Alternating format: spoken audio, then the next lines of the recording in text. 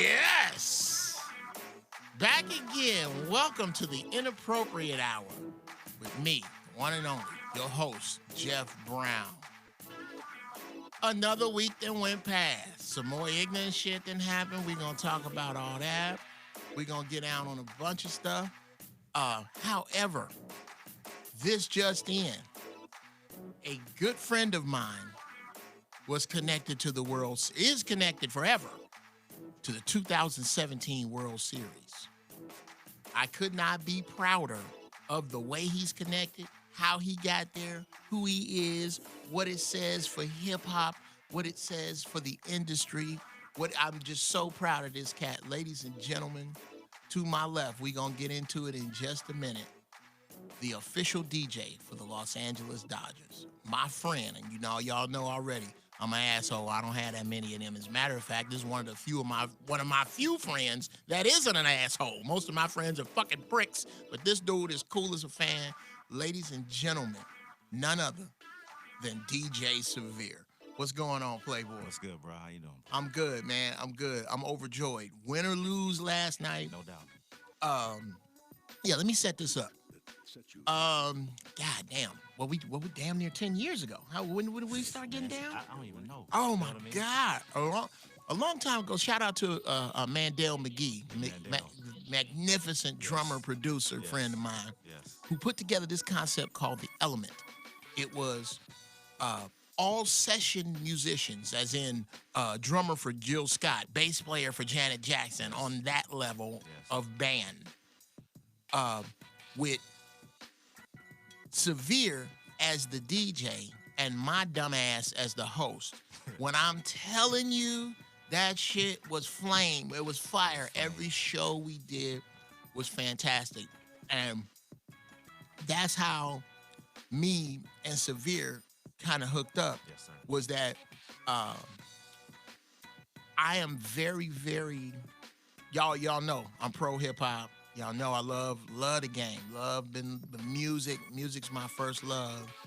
And I've been around DJs since I was 15 years old.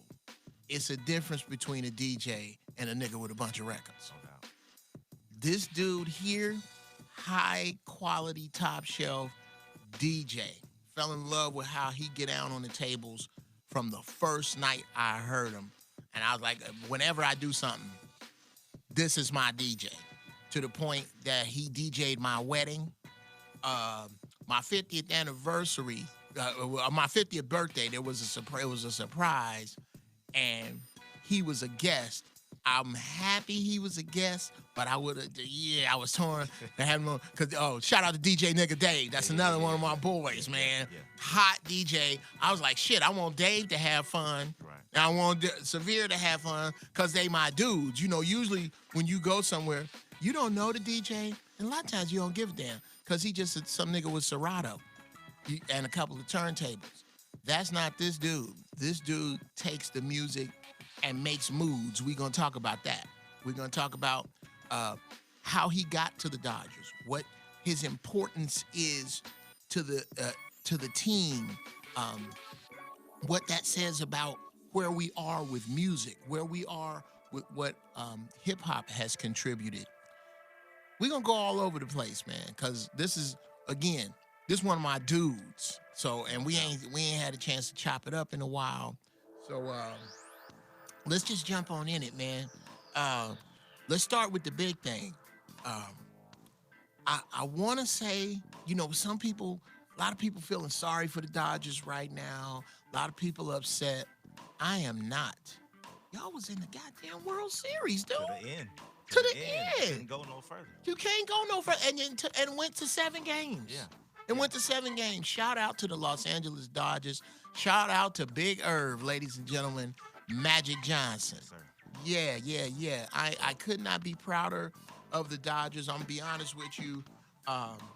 What's bigger for me is, because I'm not a huge baseball fan. I'm not even a huge sports fan. For me, it's MMA. Right. I get it. But because I know you are involved and you are a friend of mine, I'm biting my nails, and I don't even care. I'm like, I want the Dodgers to win because my man is involved. No doubt. And even though y'all didn't win the Super Bowl, even though y'all didn't win the World Series, I am super proud, and I believe I speak for a lot of people, man. Uh, you have kind of drugged me in here to being a damn Dodger fan. I appreciate it. I remember we went to Severe Cool on this level. Oh no, fuck it. We're gonna get to that in a minute. Hey, explain, we're gonna work this backwards. Explain the magnitude from where you sit with all the celebrities you know. And all the he do a lot of high power, high dollar DJ shit. With all of that involved, bruh, you are forever linked to the World Series. What's that like? You know what? It was real surreal. It took a minute to really sit in because I've been in the playoffs before, and I've done it for 8 years, and I've just seen the progression. And every day is a new awakening of what it is, and just how you mentioned me pulling you in because of who we know each other and the bond we have. Right. Was the same thing I felt going in, pulling in like all my friends and the support that I got. Right. And you couple that along with the growing support from people that don't know but give you compliments. So you put that same pressure on top of that to carry the mantle through. And also it's MLB, you know what I mean? And I'm a DJ, and I'm a black DJ. Right. You know what I mean? Which those are so many other obstacles that you wouldn't even think about. Right. Wouldn't even think about, but you have to think about only because I am black, so I have to think about it. Everybody else gets the luxury of just walking the regular lane without having to worry about those potholes you might step into. So that's a lot of pressure, but at the same time, I've been building up for it, and I've prepared myself for it, and the little different obstacles I have, I know how to search out those pitfalls and be ready for them. Right. Okay. Speaking of that, let's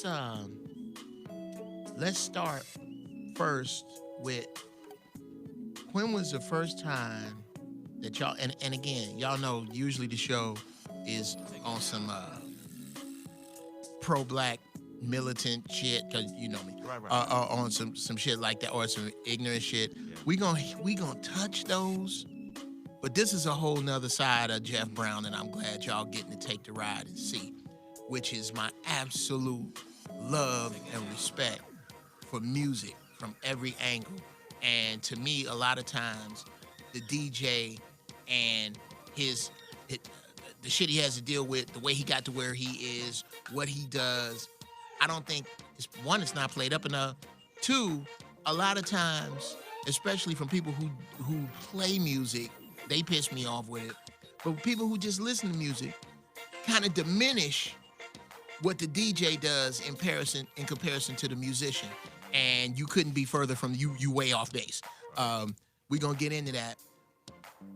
But what was the first? What was your first introduction into DJing? When did you go, you know what, I got to do this shit right here? Back in '90, I've always loved music. My stepdad and my dad introduced me to music. I fell in love with Earth, Wind, and Fire, the Whispers at an early age. I played drums coming up.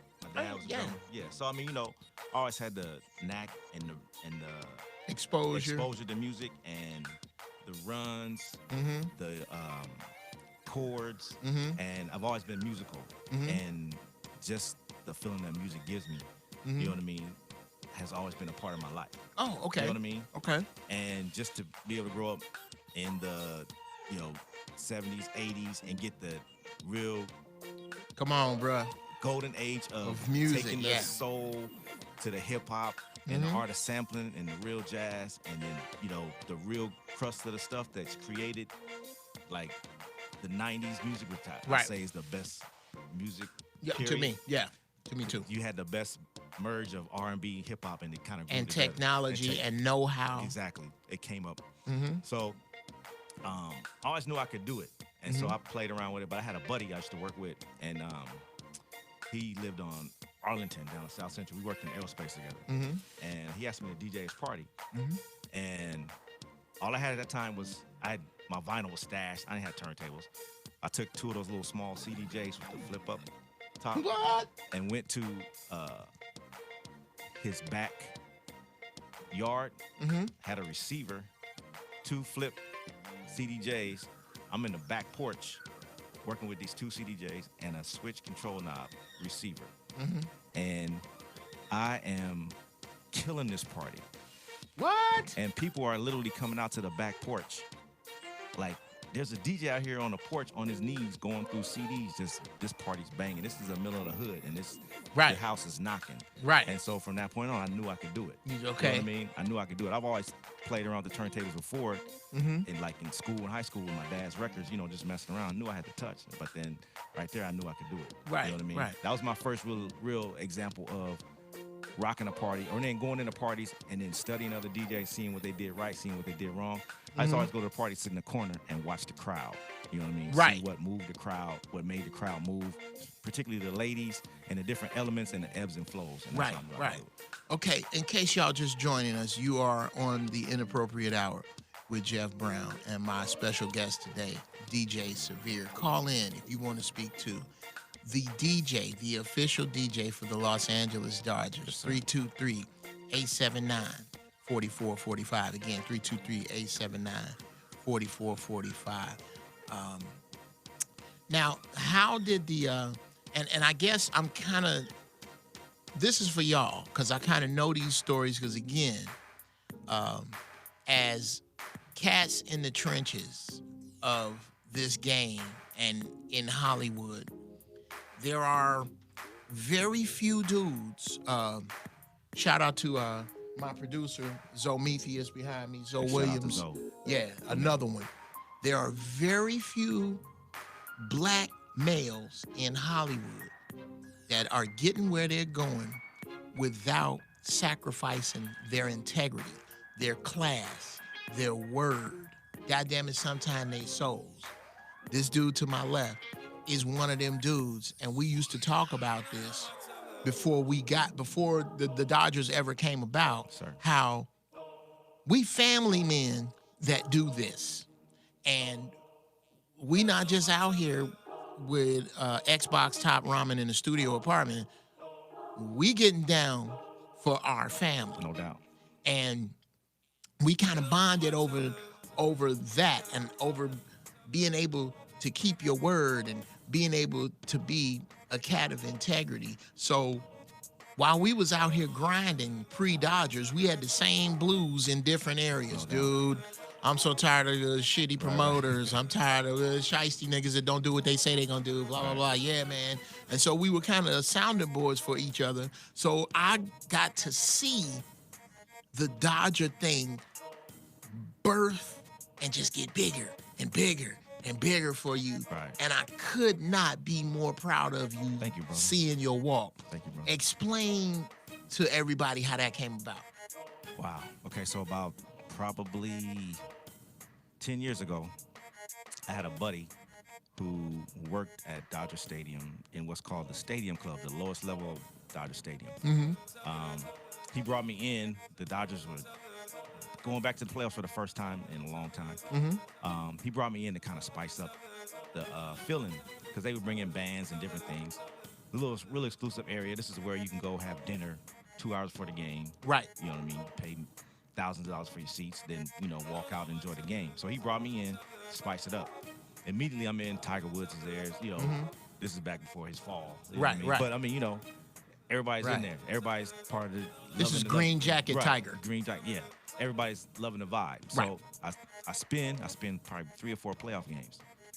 Then on every level of Dodger Stadium, there's a different managing supervisor for catering. Okay. Apparently there was another cat that was DJing there, was kind of a prima donna, and they like you to work with one parking space, but get the job done, come in, get set up and play. So other levels started hearing about me. They asked me, could I DJ there too? So I got about 4 other cats worked underneath me, and I worked with that one parking space. I had 4 DJs in there, spinning from top to bottom.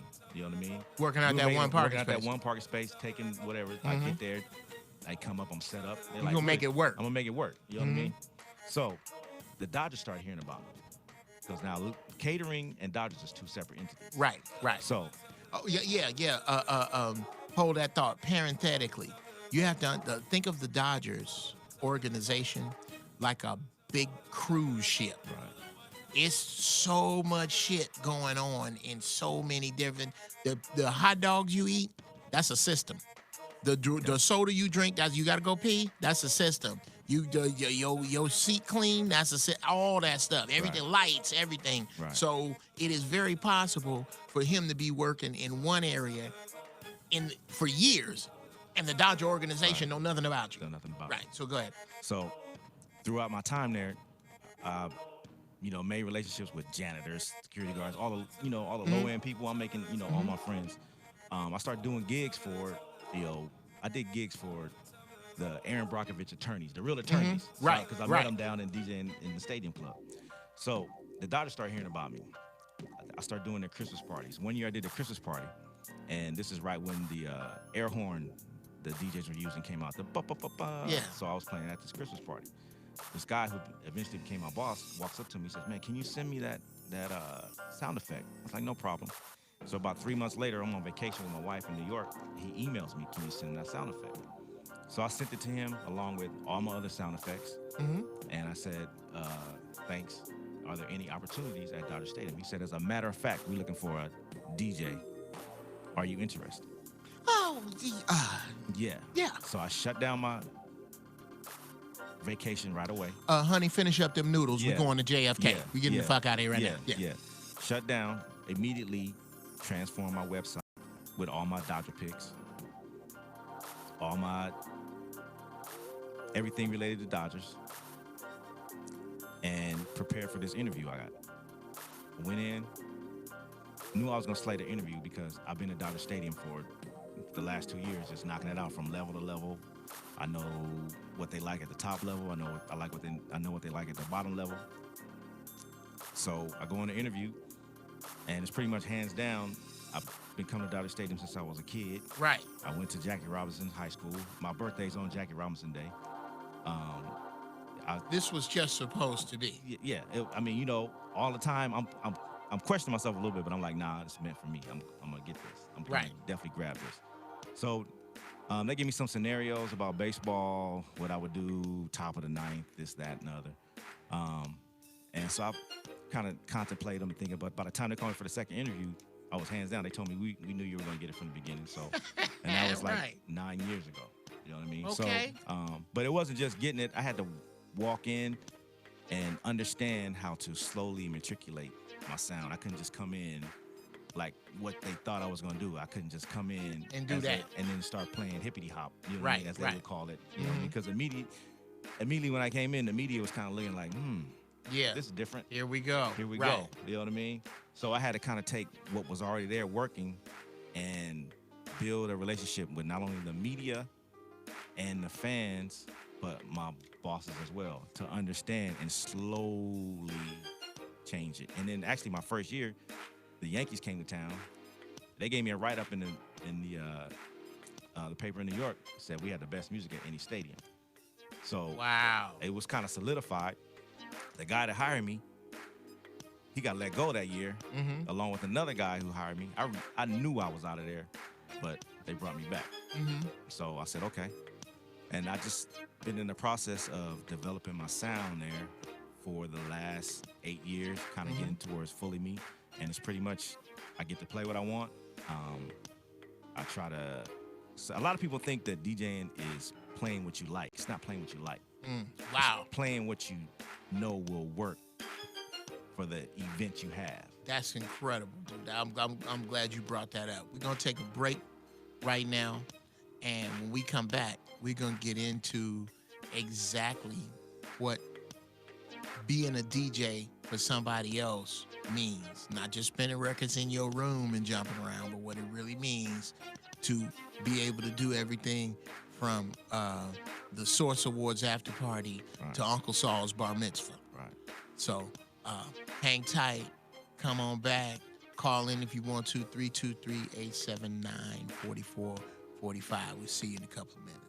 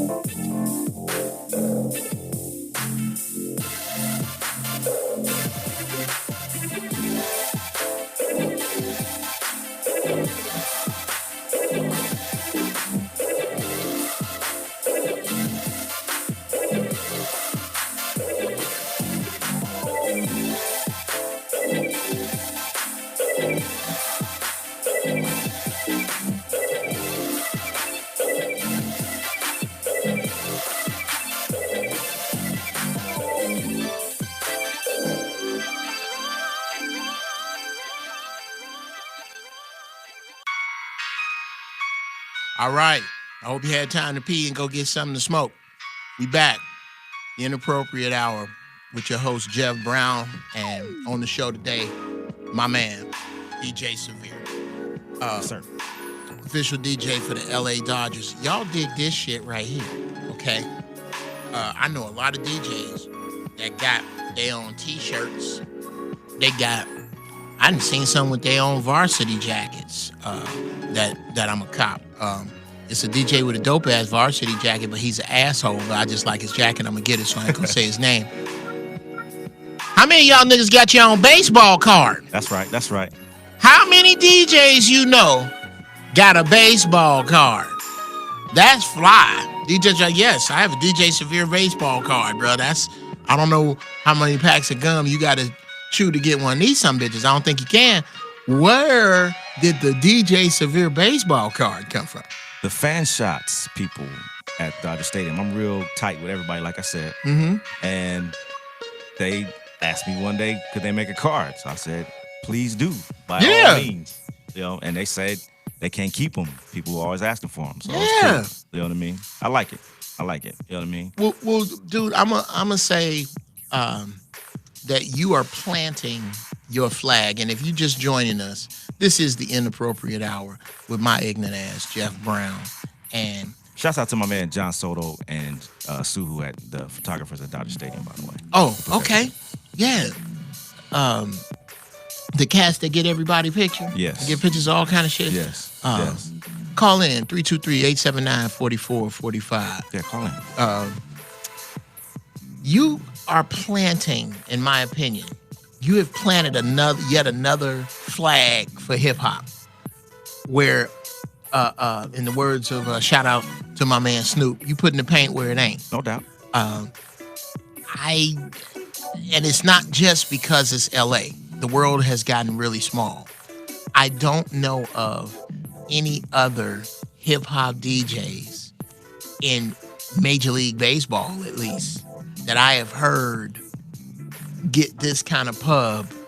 And I'm here to tell you that this cat deserves it. This cat, I mean, a DJ for real. Like one of them dudes that ain't gonna let you sit down. If you make the dreadful mistake of making your way to the dance floor while he behind the turntables, you gonna lose 2 pounds because he don't let up. Yeah, I'm gonna try to keep you moving. I'm gonna work hard to keep you moving. One of these dudes, oh man, ooh wee, Oh, okay. I got the vibe right. This girl dancing, she sweating, she enjoying it. I'm sweating, I'm enjoying it. Okay, now we need to move to phase 2. No to doubt. where we getting out the club. I'm finna go get that ass. All right, let's get on, get out the dance floor. Oh, that's my shit.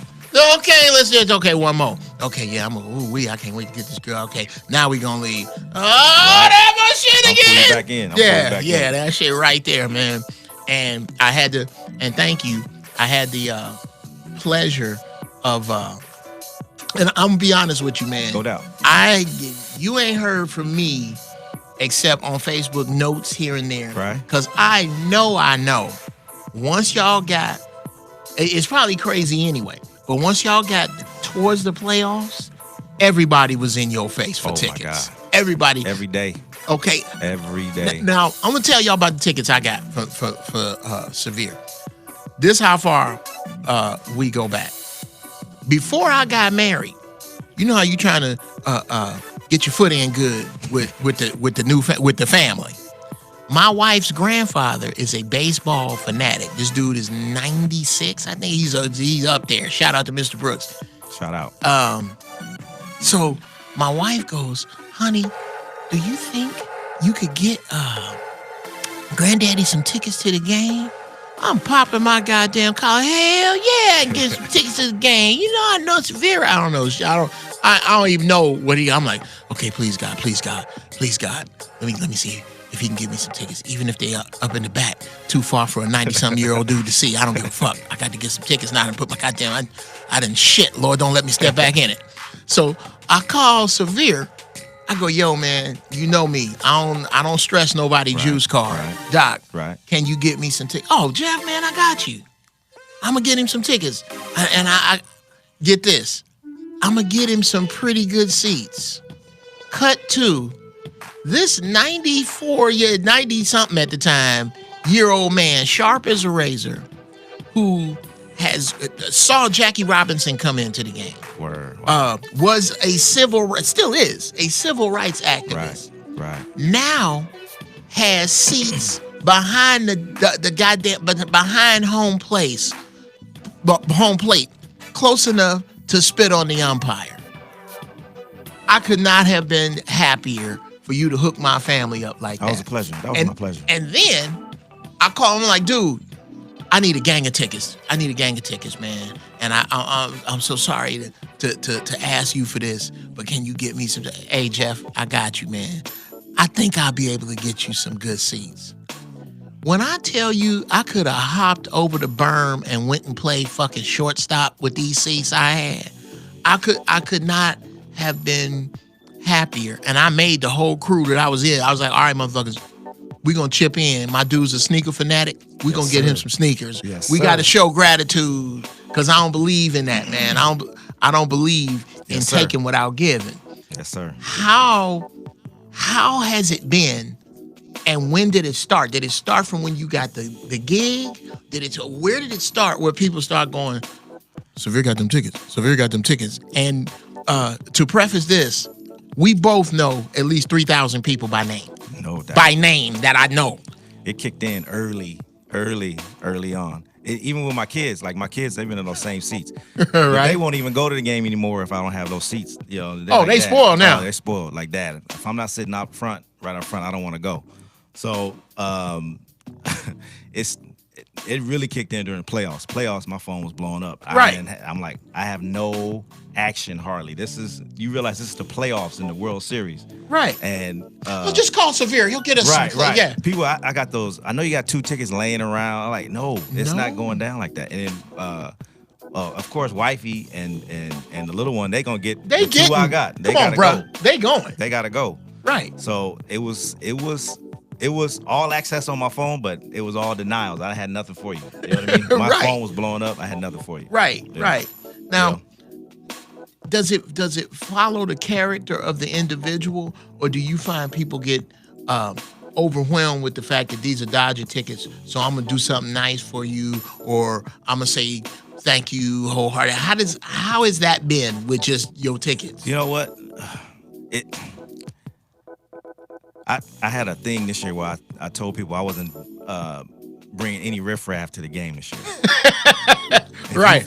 And I was kind of low-key saying, if I've brung you out before, I'm not bringing you out this year. Because this year, I specifically brought my mom out, who hadn't been able to go because my dad was sick. Right. He passed away. Oh, man, I'm sorry. So she was able to go this year. Mm-hmm. My sister was able to go this year. Mm-hmm. Aunts and uncles, my grandmother was able to go this year. You're taking care of family. I'm taking care of family this year. So it was pretty much no riffraff. If you've been already, sit your ass down. You know, hold on, because you already been 3 or 4 or 5 times. And those are people that always say, well, whenever you get some tickets, call me.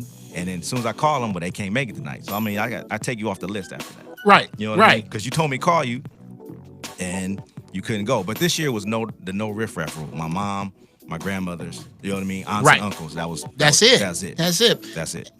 And I definitely understand that, man. I get the same shit with bunches of tickets that I get access to with people who will go, and I have to screen them from here. Right. Hey, who gonna get in here and go, nigga, fuck you. I'm here with Geoff Brown. I'll kick your fucking ass. Right. I got a bunch of them. You can't go. Right. We got a caller. Caller, what your name is, what you go by. Welcome to the Inappropriate Hour with Geoff Brown. You're here with my guest, DJ Severe. What say you? What's going on, Jeff? It's Joe from Tennessee. Joe from Tennessee. What's cracking, Playboy? Yeah, what's up, man? I'm calling to piggyback off what you said last week at the end of the show, when you said niggas don't worship God, they worship money. Oh, absolutely. Yes, sir. Yeah, I 100% agree with that, because I feel like, well, at least the women I dealt with, they Christian, and if I got a little paper, I could make them compromise their religion. Oh, yeah. Oh, bro. I don't give a damn. You know me. I stomp through your feelings.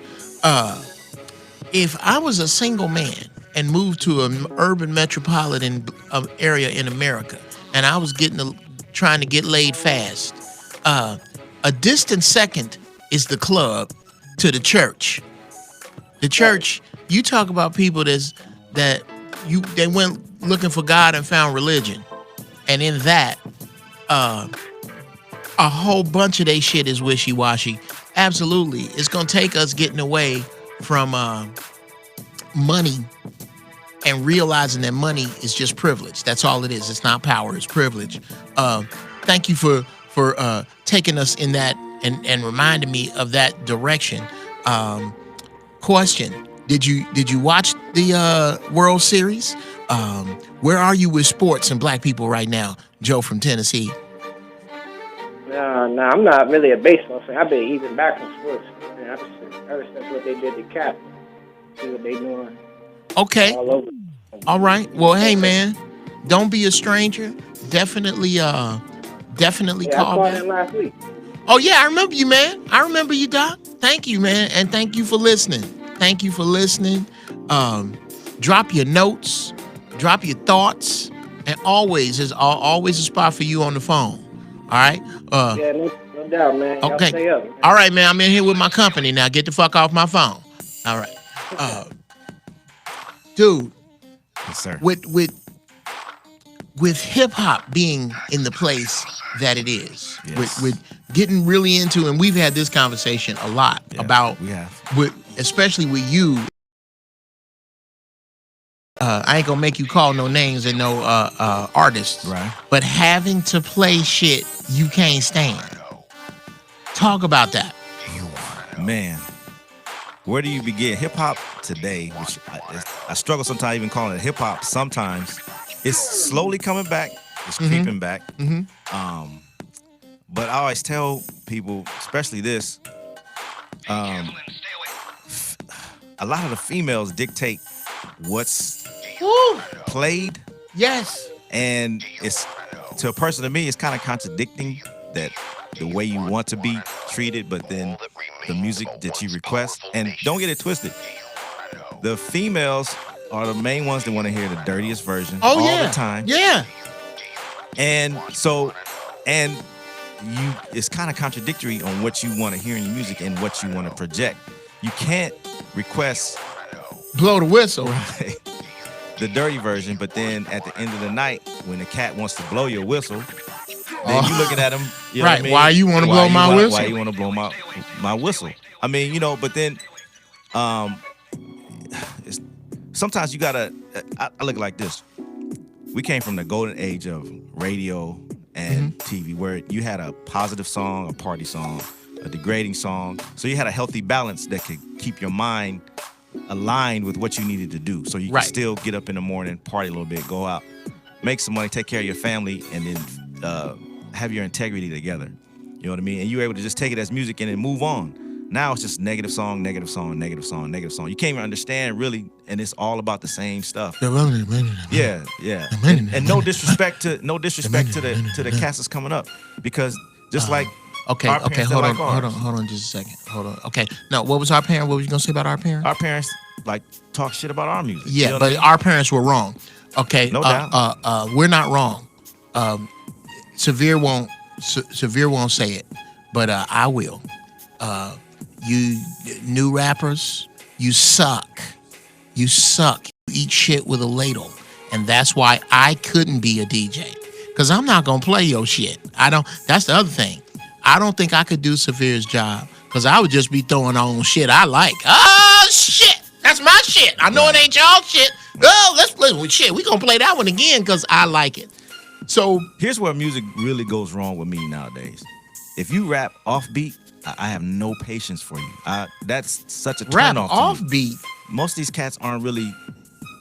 If you listen to them, they fall offline a lot during the song, and it's okay. I even asked my son. I said, "Son, he's not rapping on beat." He's like, "But I don't care." I'm like, "Dude, they got to be at least on beat." One of a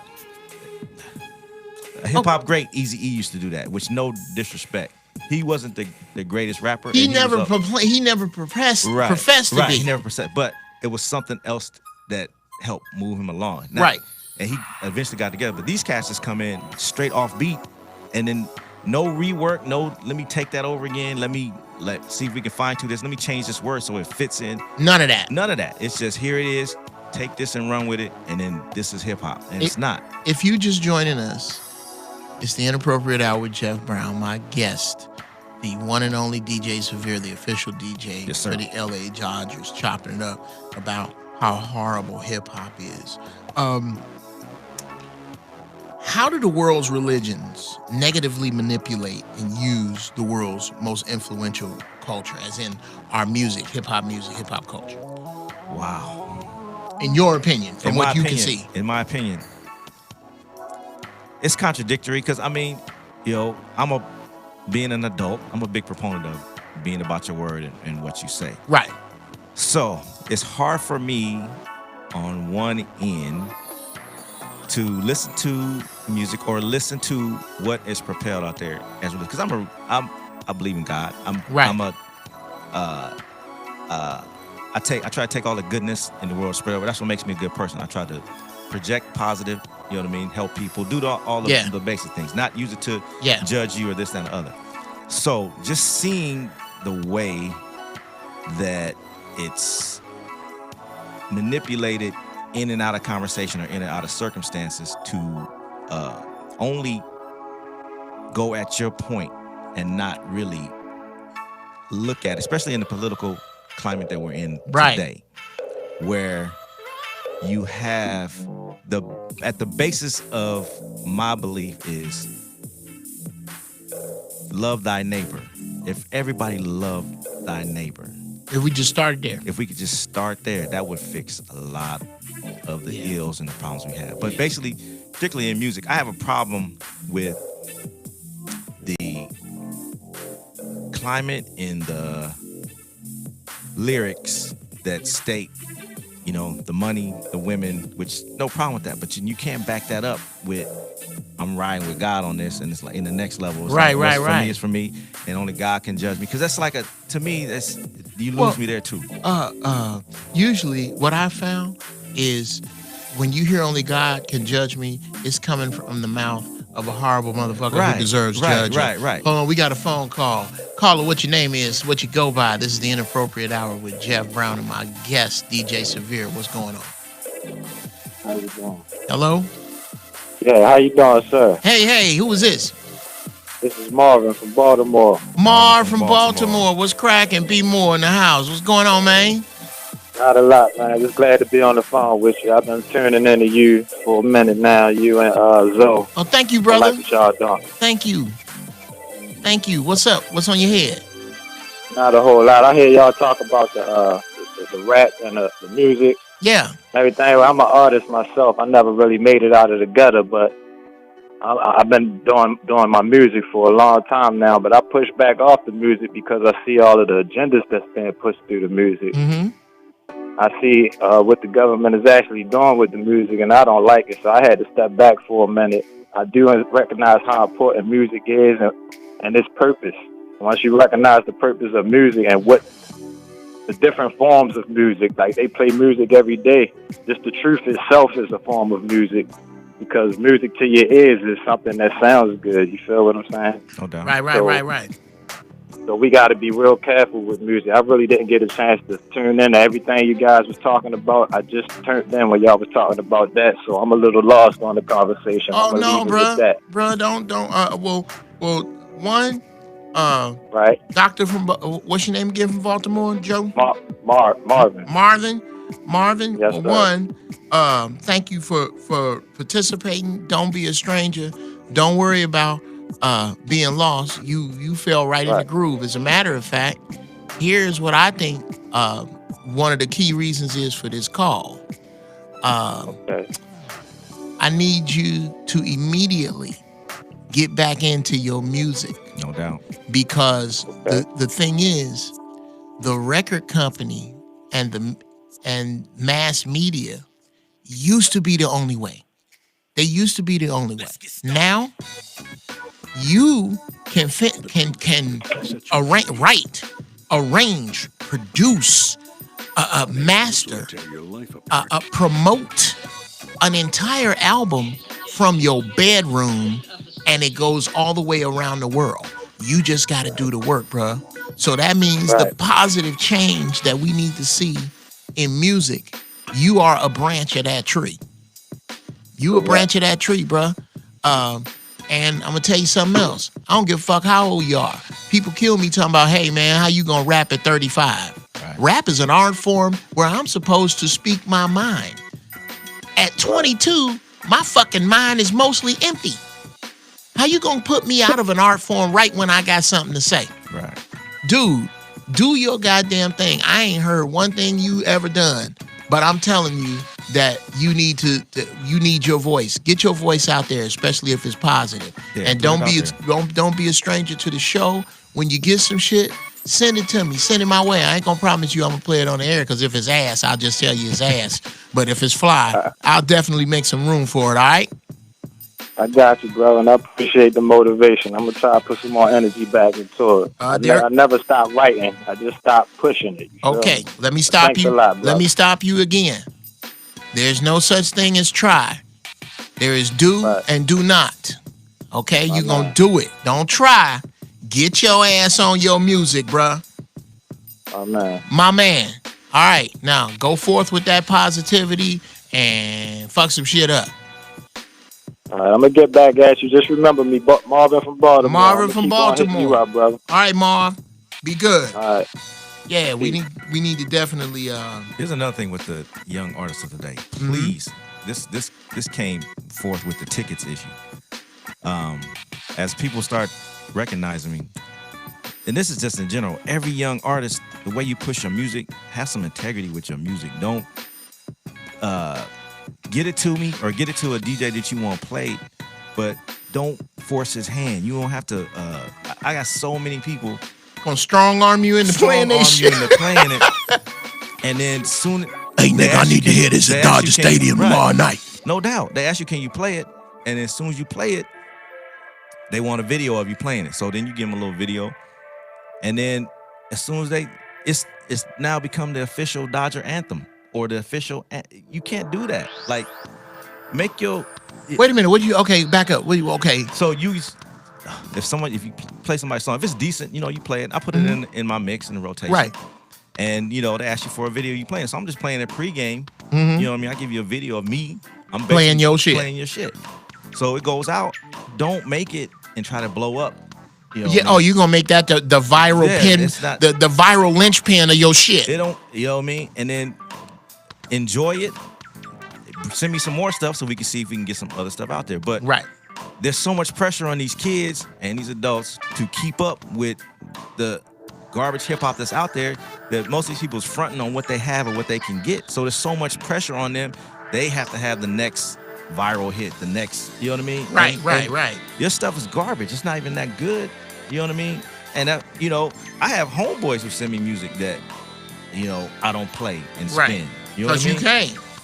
You know, but, and I'll tell you it's good, but don't take it and make it out to be something it's not until it gets there. I know, right? That's I call that over hustling. Right. You didn't like with a computer, how you can overclock a computer to make it run too fast. Right. You running too fast, pimp. Right. And what a lot of people don't understand, and this just goes with success in general. And if you just tuning in, this is the Inappropriate Hour with Geoff Brown. I'm gonna need y'all out there to stop doing this. Okay? Whatever your field of endeavor is, yours is music, yours is DJing. So when you're DJing, let's put this over into the baking industry. You're taking a track by a known artist, Jay-Z, whoever. Whatever it is in front of you, it is a finished cake. It's a finished cake. I'm presenting these finished cakes. If you want me to present your shit, don't show up with eggs, flour, salt, sugar. We've had this conversation before. Yeah. Dude, bake your fucking cake. Right. It's not up to me to bake cakes. I sell cakes. You make cakes. Bring your cakes made. If they ain't made, go back to the house. And you know what else? Somebody other than you gonna have to taste your cake. Because you think your cake is the shit. And I'm trying to tell you, your cake is like that pie from The Help. It's got shit in it, but it ain't the shit. It's not. Is it? We got another phone call? All right, caller, what your name is, what you go by. Thank you for calling the Inappropriate Hour. You're on with DJ Severe and My Monkey Ass. What's your name? All right, can you guys hear me? My name's Marcus from Texas. Marcus from Texas. What's going on, doctor? What part of Texas? I live in Wichita Falls. It's on the border of Oklahoma, so North Texas. Okay, so how far are you from Houston? Man, I'm on the other side of the state. Oh, good. That's good. Good. So, yeah. Good, because the Texas Astros. is so big that we don't say distance. We just say 7-hour drive. Okay, good. Because I was going to hang up on your ass if you was from Houston, because the Astros beat the Dodgers last night, and I'm sitting here with the official DJ from the LA Dodgers. A little too early for a Houston call. It's a little too early but you all right, bro. What's going on? What's going on? And what's going on is I'm almost 35 years old, and the way that I feel about hip-hop is I feel like hip-hop now, or if I can even call it that, perpetuates mediocrity. You know, you see rappers, very aggressive. You see, mumble rap and things like that. You know, I have kids now, and a lot of my kids don't even listen to lyrics, and sometimes I'm guilty of this too, They'll play nice beats, and the beats are catchy and things like that. But when it comes to actual lyricists, when it actually comes to messaging and things like that, and even when it comes to individuality, you don't hear that. I grew up. My favorite rapper is Twisted, so shout out to Chi-Town there, and also Tech Nine, because even though those brothers aren't as well known now, Tech Nine owns his own, and people like E40 own their own, and so that's not perpetuated in rap anymore. It's like the same old stereotypical. False claims of getting money and things like that, which is ironic because you talk about getting money and getting all these women and and hoes and all that type of stuff, but you don't really talk about owning your own. You don't talk about investing in your own community, and so I feel like nowadays this rap, just creates more zombies. Wow, man, my man. Thank you so much for that, man. Now, would you say that it's heavy? Because you in the South. Would you say that's a little heavier going on down there? Oh, yeah, absolutely. Because, again, where we live in the South, unfortunately, you see gentrification first off. Like, in places, I've never been in New York or in Philly and things like that, well, except for my dad. But in the South, when you drive down, let's say Dallas, when you drive down like 35, You see Cowboy Stadium, you see Arlington, you see all the development. And then when you go further down, you go to Oak Cliff. It looks like, a Hiroshima bomb just dropped in. And so you got a lot of cats, and I've seen a lot of cats trying to come up and things like that. And I remember there was a person that, had a son that was really, really talented rapper. And I remember telling him, I said, I know that you have a voice and you want to be able to speak it out. And I told this brother, I was like, if I was you, I would save what little money that you're making on building your own recording studio, because we got the technology now that people didn't have 20 years ago. You can create your own beats, you can create your own music through YouTube and things like that. You can create your own. And unfortunately, even though the guy was 18 at the time, he wasn't feeling me because he was feeling that he needed to go ahead and spend that money to another producer, to produce his music. And it's unfortunate because, rap could be a lot more than what it is right now. But because of the stereotypical, you have to sell yourself, or you have to become mediocre just to be able to get a marginal level of success. I think that's why rap is the way it is. And you see it a lot in the South, because that's why you see a lot of cats trying to do, raw mixtapes and things like that, instead of actually taking the time to create your own studios and create your own infrastructure, so that way, once they do start producing their own music, they're not forcing away their money towards somebody else. My man. Well, thank you. Hey, bro. And what's your name again, Doc? Marcus, man. Marcus from Texas. Hey, Doc, thank you so much for calling in.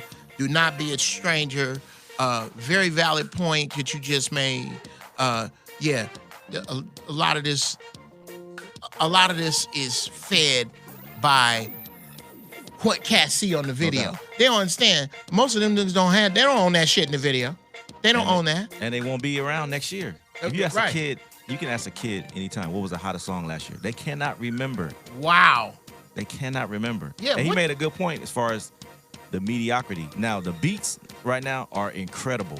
Cats is putting they work in at home on every time they go to Guitar Center where they sell them. Cats is taking their time to do it, but they're not forcing them to get their lyrics together. And the record industry is not forcing them to get their lyrics together. And here's my point.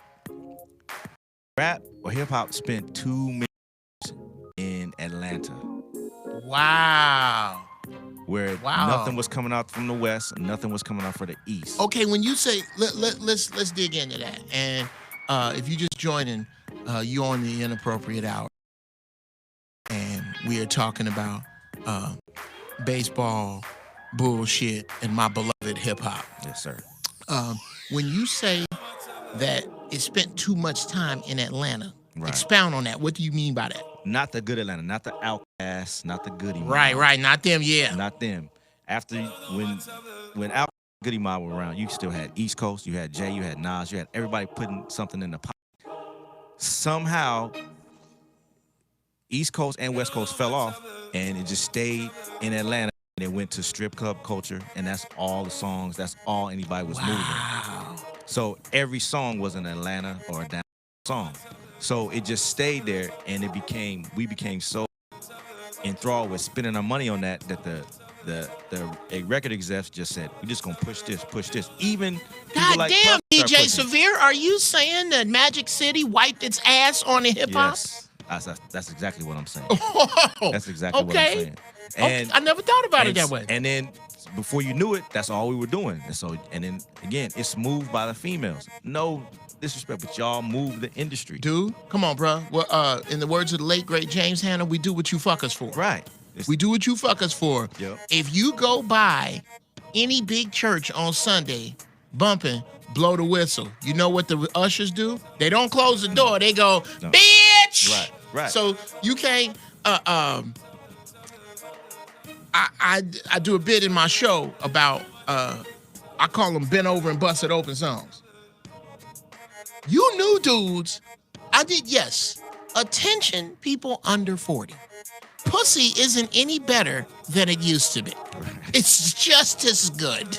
It's the same. It's still good. When we was young cats, yeah, I want you to bend over and bust it open. But is that where the date starts? Right. Can we work to bend over and bust it open? Yes. Oh my God. And if one, and dude, tell me what you, as a DJ, I make this comparison all the time, and it's the first time I ever talked to you about it. Do you think this would work? I tell sisters this. Let's just say you out at the club, sisters. You done put your shit on, you looking good, you smelling good, and we gonna call the dude Mark that meets you at the bar. Mark done the same thing. Got his car washed, got his fade rocking. Got together. Yeah, he's together. Right. He approaches you, Stacy, we'll call you Stacy, and he goes, hey, how you doing? My name is Mark. What are you drinking? I'd like to buy you a drink if that's all right. And he buys you a drink, and the conversation is flowing, and you digging him, he digging you, and all of a sudden, in the middle of what y'all doing, I don't fuck with you, you little stupid ass bitch. I don't fuck with you. Comes on. What would happen if Stacy looked at Mark and went, I'm sorry, Mark, but I'm afraid, as much as I like you and I'm enjoying this, that our evening's gonna have to stop here because I'm hearing this and I don't see you protesting it, and I'm beginning to feel that that's how you feel about me. So you have a good evening. And she take her purse and go get in the fucking car, and you multiply that times the rest of the women in the club. How fast would them niggas rush the DJ booth and go take that shit off? Oh, immediately. So, again, this is another one of them problems that ain't women's fault, but they got the solution to. They got the solution to. If women said we only fucking pirates, niggas would be turning their cars in for ships with sails on them and parrots and sawing off one leg and getting a wood peg. Nigga, what is you doing? Fuck you, shiver me timbers. I'm getting some pussy. That's what I'm doing. Chappelle had the best line ever when it comes to that. He said, if niggas can get you living in a cardboard box, we all be living in cardboard boxes. Yes. It's the same scenario. Yes. Yep. Yes, we do what you fuck us for. And it's no more obvious anywhere than in music. And I used to say this and piss people off. Why these girls keep showing up all naked in the video? Why they put these girls in the videos naked? Well, goddamn it, because they showed up. Right. We didn't go snatch no pretty girls and snatch their clothes off and start the cameras. It's like you said, men will do what you allow them to do. Yeah. All women have levels of what they will allow you to do. And then when they get to a certain area, everybody's not at the same level at every time. So you watch them in the club. DJs are could be the best politicians in the world because we could actually sway the universe where it needs to go. That's what you're doing. That's what you're doing. So you sit back and you watch. I'm DJing. I see the females. I peruse the crowd when I come in. I know the chick that's walking towards me with the look that I'm going to say, here comes the request girl. Because you are the person. You are the person who you think you're designated to make the request. And then I see the look on your face, and there's two different looks. It's the one that comes batting her eyes and looking and thinks she's going to get her song played because she's cute. Or it's the one who thinks she gonna get it because she's the more aggressive girl, and I'm the one who gets everything done and needs to get done. Right. I'm the go-getter. Yes, I'm the go-getter. You know what I mean? And you're also the one who, after you don't get it done, you go back and you tell your dude, and your dude comes and asks me. You think you guys is flim-flamming me, but he's requesting the same thing, and I'm seeing you. I saw where you walked. Walk right. You niggas got on matching outfits. Right. Okay. Right. Yeah. But you know what I mean? So you peruse the crowd. You see what the females are doing, and you look, and you always see the nice looking. They all look good, but you see the ones who are a little bit looser. You see the ones who are just taking their time. And you see the dudes. You watch the dudes, too. The dudes go from female to female to female till they hit. Bingo. Right. And that's right there. That's the action you looking for. Well, see, on that pimp shit, my uncle put me up on this game. He said he saw this dude. He was working oil rigs up in Alaska. Right. And, bro, I'm going to tell you, by the way, don't sleep on Alaska. It's some fine ass. I heard Alaska's dope. It's some fine ass women up there. Anyway, he was up there and he said he saw this dude work this game because there wasn't that many clubs up there. Right. So this older brother, he would come into the club. He said he did this over a period of 4 months and it worked. He said this dude would come into the club twice a week. He would ask the finest girl there to dance. If she said no, he'd leave. Okay. Eventually, one of them fine-ass girls danced with him, and he became the watermark for how fine you are. Right. And because he got into their collective hands. Right. With just raising the water, raising the water line. Now, as a father, as a hip hop father of a daughter, yes, you got how many daughters you got, bro? 4. Jesus Christ. What are their ages? 27, 23, 24, and 10. Yeah, I was about to say you got a little gumdrop in there somewhere. 10. What do you tell your daughters in this hip hop age with these wishy-washy ass date pool, with the fucked up date pool there is? How do you feel about the dudes that have they brought any dudes home? And I guess this is an informed question to ask you because you got your pulse on the music, your finger on the pulse of the music. Right.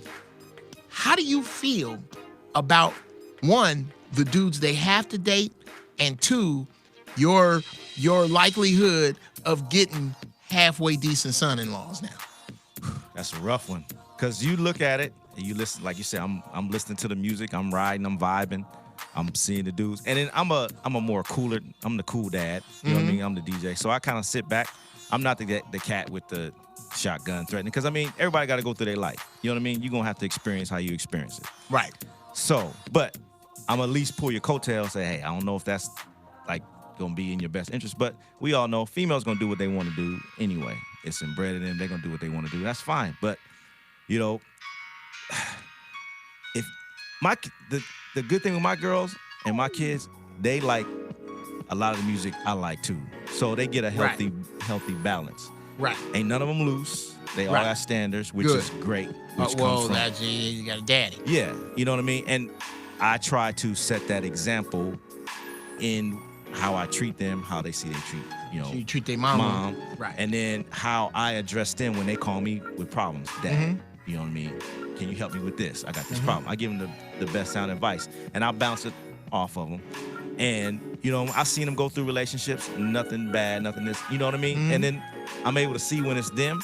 I'm also able to see when they make the right decisions based on the guy that, you know, to mess with. Now, my 24-year-old Germany, shout out to Germany, she's got a solid boyfriend. You know, she's doing pretty good. Other ones is in the date. Yes. Yeah. So it's like, that's pretty good. 1 for 4. You know what I mean? Right. 1 for 4. That's pretty good. Well, you 1 for 3 because one of them, you ain't got no boyfriend. Your boyfriend is me. That's right. That's right. And then, you know, you sit back and you watch my son, and you trying to, you know, teach my son. My son got this thing where I can see he side eyes me. You know what I mean? He still got that look like I wouldn't put up with that. You know what I mean? He see you go through your stuff as a married man. He's like, I ain't putting up with that. I ain't doing that. Yeah, like I'm like looking at him like, bro, you don't have no idea what it is when you get into a marriage. When you get into a marriage, you think you ain't gonna put up with and another damn thing. Right. Yes, you are. Right. Yes, you are. Right. But I try to teach him the same thing. How old is he? He's 21. Yeah. Okay. And so I've been telling him from the beginning, okay, these lyrics, you realize this is not real. Reality, right. Please don't. Yeah, I said listen to it. Please listen to it. But understand, this is not real. So I want you to be able to, as your life adjusts, make these adjustments. Because I know you're going to try this. Okay. But when you see that it's not working, please adjust quickly and understand this is what Dad told me, and this is not what's going down. This ain't the real shit. It's not the real. This is not the real. You know what I mean? Please make your adjustments like quick. And you know, a lot of times our kids think they think they invented it. I'm like, dude, you ain't never done nothing. I ain't done 10 times better than you. Oh my God. I've had to break this down to especially my young batch. Right. Cause I got some grown-ups you. I got some grown-ups and I got a 14 and an 11 by the end of the year. And I try to explain to them, okay, y'all from Altadena. I'm from Chicago. Right. Okay, I grew up in the pimp, hustler, player, gangster ass nigga academy of the United States. You did not invent getting a cup of Kool-Aid and pouring some more water back in it. I did that shit. Right. There's nothing that you doing that I haven't done already. Right.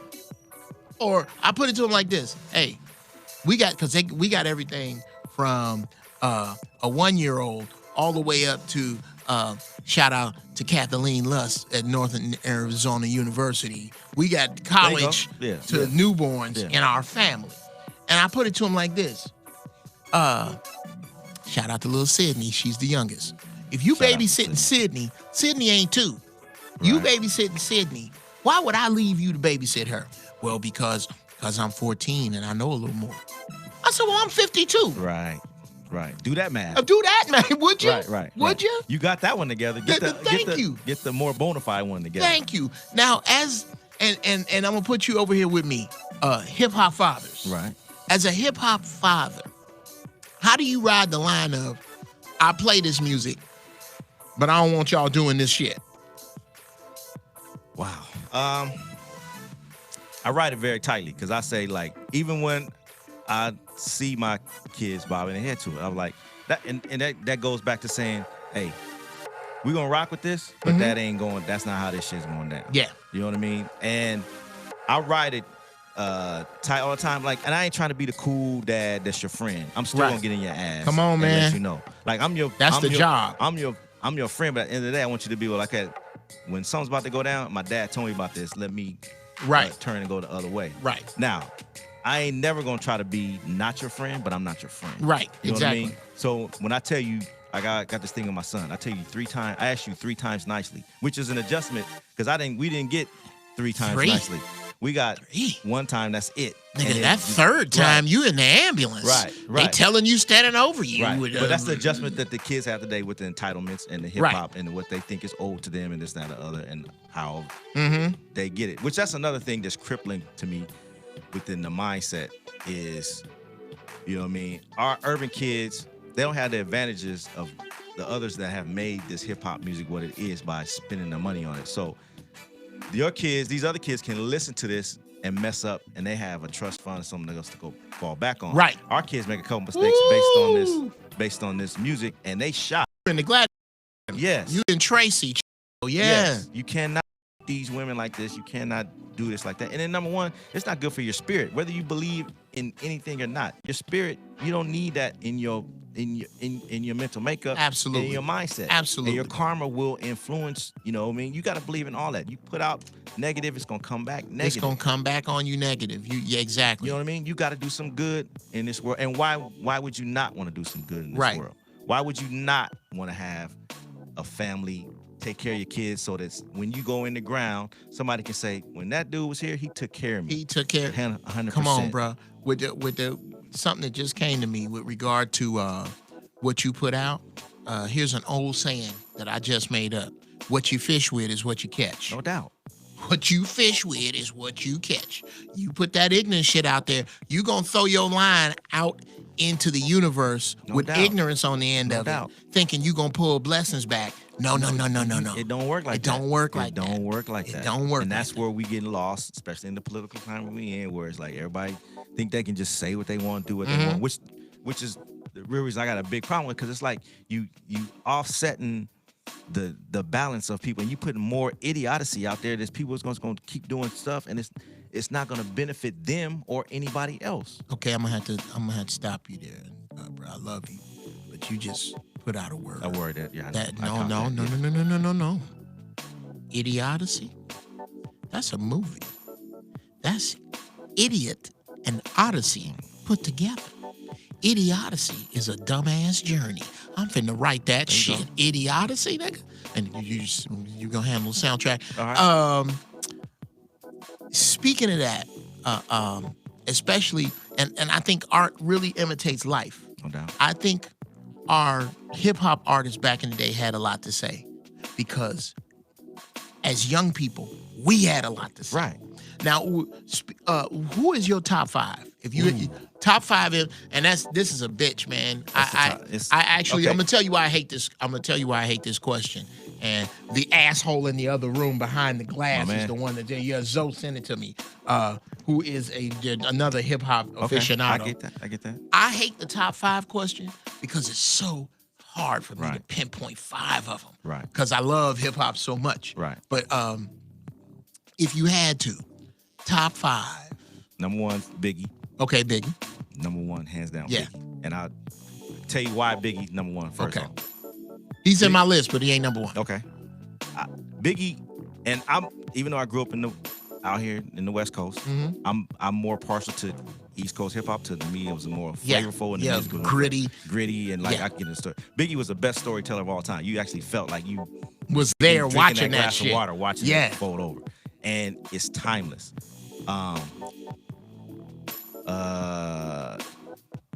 Andre 3000. Oh yeah.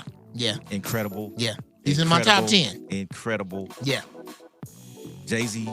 Yeah. And then Jay-Z for different things, for a painter and longevity. Right. You know what I mean? And progression in his music. Nas. Let's before. Okay. Yeah, come on. Shout out to Nasir. Definitely Nas for what he did. And then just coming up in the 90s, slowly behind, but just having come in with that pedigree and what he took, and then, you know, still longevity, battling a little bit, but then, you know, taking it certain places. And it's a hard one. But when I look at body of work and style, I always say Eminem. That's it. Well, you know what? I can't argue. You can't argue. I love when people try to get on the whole, if Eminem was black, they ain't got nothing to do with that. He would, bruh. Look, okay. If Eminem was black, he'd be Redman. Man. He'd be Redman. He would not be. If Eminem woke up or started out black 15 years ago, he would not have folded into obscurity. Right. His talent is undeniable. Now my 5 go a little bit different than that. And if you just tuning in, it is the Inappropriate Hour with Geoff Brown and my man DJ Severe. Who are we? Let me see. I'm gonna try 5. Okay. At number 5, and I love these cats so much I almost can't put them in any particular order. No doubt. It's hard. At number 5, LL Cool J. I get it. The GOAT. Why? Pick. Body of work. Yeah. The ability to take hip hop literally on his back from one place to another. For the dope shit he did with Gap, with the FUBU commercial, where he did a commercial for FUBU inside of Gap, and they were so disconnected from our culture, they didn't know what the fuck was going on. Yeah. Gotta love him for that. Yeah. I love LL for this.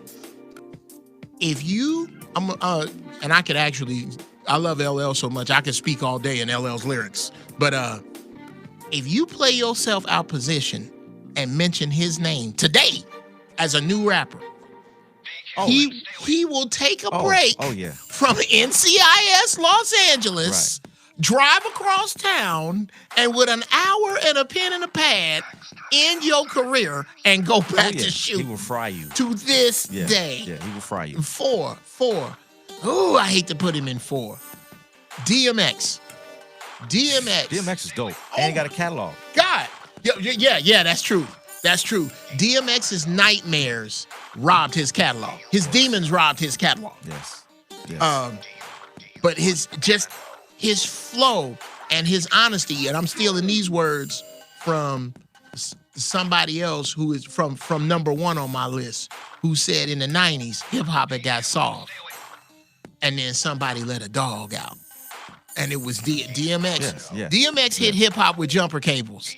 And I think the reason I love him so much is because he rides the line of, I can talk to the Lord, or I can tell you about this gutter shit I used to do. Right. And you love them both. 3, ooh, it almost feels funky to put him in 3. Rakim. Yeah. Rakim, I had the opportunity to tell Rakim this to his face. Okay.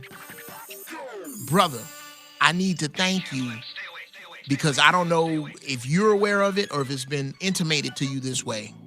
You were so far ahead of your time. Yes, he was. Hip hop became in its heyday what you already were. It's like people it would be as if Ford had introduced the Model T, and then the next year the Acura NSX came out with anti-lock brakes, power windows. That was you. You were so far ahead of your shit that I don't know where they are now, but the style, the way he put his lines, his metaphors, his punchlines, hip hop turned into him. Yeah, he was way ahead of his time. Oh my God. Yeah. Yeah. Two is 2 and 2A. Redman and Method Man. Definitely. Oh my God. Oh my God. Your pick. I had to make them 2, and that's why I say it's so hard for me to do a top 5. Redman, Method Man. Number 1 for me, and it's controversial. Sometimes I get into it. I love getting into it with youngsters because I just shut them down by saying the name. A cat like you can argue it a bit more. KRS-One. Oh, yeah, definitely. KRS-One is a blastmaster. That's my cat. He just my favorite. He's another one like, it will shut you down today. Bruh? What? KRS-One is an MC. And that's why when people ask you the question, you struggle because it's like, okay, when you say those cats have all been number 1 at some point in time. At some point in time, yes. You know what I mean? It just depends on the time and when you're talking and what was going on. Because Method Man and Redman, man, to me, Redman, all his albums are incredible, including his new joint. And Method Man, come on, you know Method Man gonna fry you, but then you know it's hard to take Method Man out of the Wu-Tang, but then the Wu, oh my God, then now you over in the Ghostface. Right. So it's really because then you got Busta Rhymes, you got Raekwon, but then you got groups because you know Tribe Called Quest, Outkast, you know, it's so many different. And you know groups. what the sad part is? That you don't have all those names to pick from now. Right. And if you ask a young dude, he ain't gonna rattle off a gang of new names. And if he does rattle off a gang of new names, it's not like saying De La Soul, Jungle Brothers, Tribe Called Quest, Public Enemy, the Snoop. Let me come back out here. Oh my God. Razzcast, Taz Dillinger. Shout out to Raz. Raz is my boy. I just did some scratches on his one of his new tracks. Oh, that's cool, man. Yeah. Speaking of his new job, call me Raz. I'm on the fence. I got a couple of tracks that I hit him with that we looking like. Oh, by the way, all the music in the background that you were hearing was produced by yours truly, Geoff Brown. We got a caller. Caller, what your name is, what you go by. You are on the Inappropriate Hour with Geoff Brown and my guest, DJ Severe. What say you? Hello? Mike. Truck driver Mike. Truck driver Mike, what's up? Okay, I gotta set this phone call up. Okay. This is actually dope for me to be in the studio with a real friend and have a real friend on the phone. That's what's up. This is my cat. Me and this cat used to roommate when I first got back to LA and slipped up and bumped my ass and shit was going rugged. This was a couple years before we hooked up. Okay. This dude right here, Mike Turner, I stayed with this cat while my wing was broke and he mended it back. What's going on, man? Where you at today? Hey, what's up, family, man? I'm in Arkansas. Okay. You at home or you about to take a load out? He's a long haul trucker. What you about to do? I'm about to take a load out and head on over to Knoxville, Tennessee. Okay. Yeah. Mike. Mike's another aficionado. Mike. 2 things. 1, what do you think is going on, and how responsible is music for the state of what's going on, and your top 5? How responsible is music? You mean the music that's made now that's the youth are listening to? Yes, sir. It has a whole lot to do with it. I think you and I talked about this before, man. But I don't think you hear as much negativity on the lighter side as you do on the darker side, do you? What you mean, like light skinned hip hop versus dark skinned hip hop, or no? Like you look at our side now. Trap music. Yeah. And get the money, get the plenty, buy the bar and all that. I got a job and I can't even buy the bar. So how you buy the bar? Thank you. Why would you want to buy the bar? Why would you, nigga? I'll buy you niggas some candy bars. But all you niggas liquor? I'm buying all you niggas liquor? Right. I don't even know you niggas. No. Yeah. Right. No, if I was gonna buy y'all something, I'd buy y'all a video of What the Health. But go ahead. Yeah, man, that's about it. If if we change the pattern of our music, we will see a difference inside of our community. Absolutely. Thank you, brother. Now, what's your top top 5 MCs of all time? Geoff. I know that's a rough one. I can't do it right now, man. I can't. I would, because as you put it, and you told me this before, we are a great race of people, and greatness is littered in density. So to just put one at the top, it's real tough, man, for me. Yeah. Understandable. Mm-hmm. Well, dude, like I said, you family, dog. Speaking of which, when I get back to Pasadena, I got to hit the Turners up, man. I got to go up the hill and say what's going on. Yeah, man, they right there. Yes, right sir. There, just going up there. I know where they at, man. Well, hey, Doc, stay safe out there. I love you. Be good. Don't be a stranger. Hit us up soon. Hey, man, I love you, too. I'm proud of what you're doing. Thank you, brother. And keep on flying high, man. Keep on flying high. All right, Doc. Be good. Stay safe. Hey, peace and blessings. Yes, sir. Thank you, brother. Yeah, that's my dude right there, man.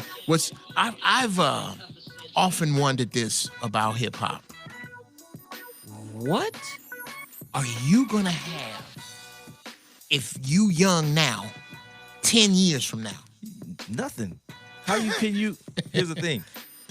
If you mumbling now, what are you going to do later on when your addiction gets better and you decide not to mumble? How you going to go out and do a show? It's hard enough for, like, Snoop and Cube, they got it good because they can still go out and do their tracks. But after a while, you be like, I don't want to hear that gangster shit. That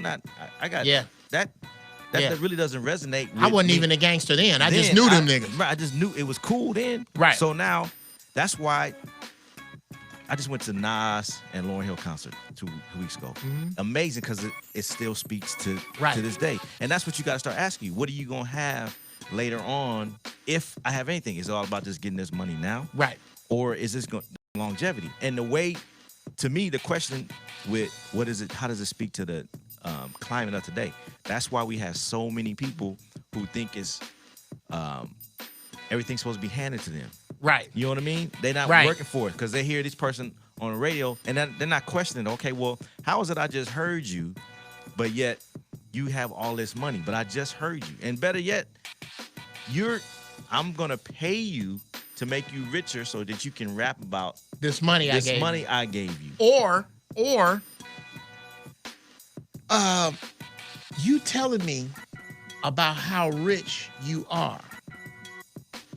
But how did you get there? How did you get there? And if you got there the way you did, are you suggesting I go that way? Right. Or are you just teasing me? Or are you just teasing me because I'm not there and you bragging? Yeah. Is this hey, do it this way, or is this na? Right. And then how are you going to sustain that by doing what you're doing? And then, like you said, I cannot succeed that way. I need to have, at some point in time, I'm gonna get tired of dealing with all these women because I don't. Yeah. You know when is here's my question. R&B was allowed to grow up. Rock and roll was allowed to grow up. Right. When is hip hop gonna be allowed to grow up? When is it gonna be? I have never understood how the concept is.